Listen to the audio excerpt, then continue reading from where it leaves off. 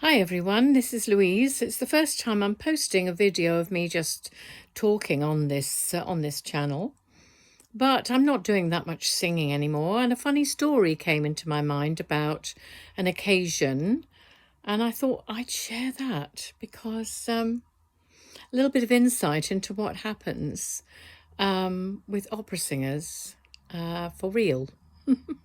So I went to sing in Australia. Probably about 84 or 85, 1984 or 1985, I can't remember, somewhere around there. And I had been picked to sing Gilda in Rigoletto, which I was supremely excited about. Fabulous role to sing. And yes, it was I performed at the Lyric Opera, Queensland, which is now called Opera Queensland, but then it was the Lyric Opera. And as I said, I was singing the leading soprano role of Gilda in the opera, which was a fabulous opportunity for me. And we used to rehearse often in the evenings because a lot of the chorus people had day jobs, and so they could only come and rehearse in the evenings. So we would rehearse in the day, and then if we had an evening rehearsal, we'd go off and get something to eat and then go back, for about 7 o'clock or something to start the evening rehearsal.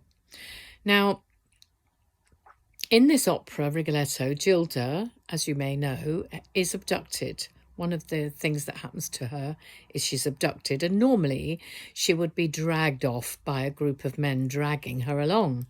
But our director decided that he wanted Gilda to be knocked out, unconscious, and then someone picks her up and carries her off.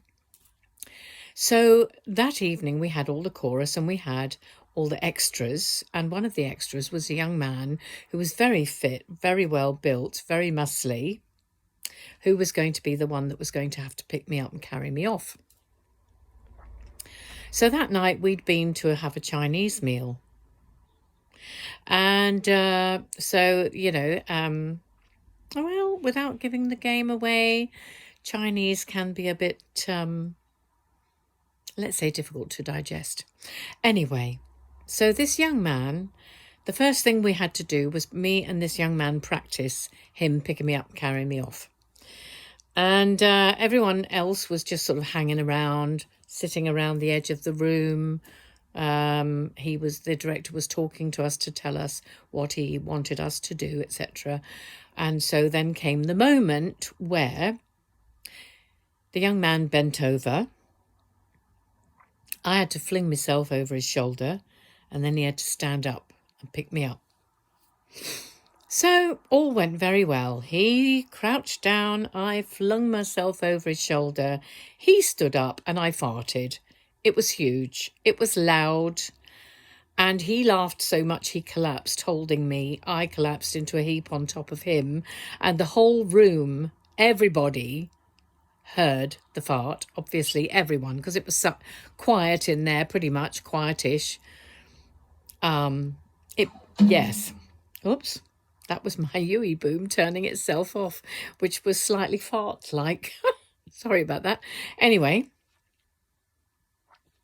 everyone in the room was convulsed. People were crying with laughter. I was crying with laughter, as well as being mortified. It was hysterically funny. And anyway, the fart became a thing that everyone spoke about throughout the whole run of the show. The fart featured, in jokes, in passing, oh my God, that fart you did. I know. Couldn't help it. I'm good at that. I'm very windy. Jeez. Anyway, not only did it last for the whole run,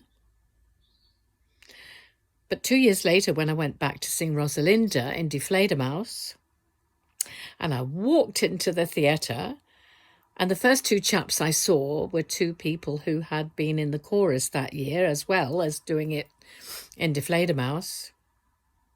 And the first thing they said, "Oh my God, that fart. Oh my God, that fart. We never forgot about that fart." And I thought, well, at least I'm remembered for something. Might not have been for my top E, but I'm remembered for my fart. Bless them. So there you are, the glamorous life, not, of opera singers rehearsing. It's probably not very glamorous at all when you fart in someone's ear. It's very embarrassing. Anyway, I hope that cheered you up a bit or gave you a giggle. And I might think of some more to do. Lots of love from me.